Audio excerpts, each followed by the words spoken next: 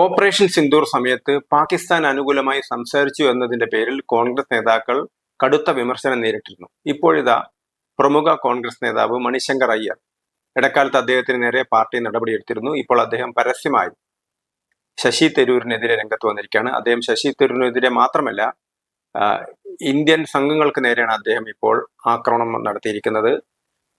Operation സിന്ദൂറിന് ശേഷം പാകിസ്ഥാൻ ഭീകരപ്രവർത്തനം നടത്തുന്നതിനെതിരായി ലോകത്തെ മുഴുവൻ പ്രചരണം നടത്താൻ വേണ്ടി 33 രാജ്യങ്ങളിലാണ് ഇന്ത്യയുടെ പാർലമെന്ററി മെമ്പർമാരുടെ സംഘങ്ങൾ പോയിരുന്നത്.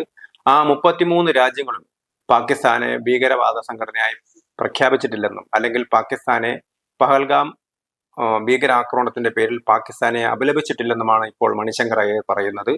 ആകെ അപലപിച്ചത് ഇസ്രായേൽ മാത്രമാണെന്ന് മണിശങ്കർ അയ്യർ പറയുന്നു.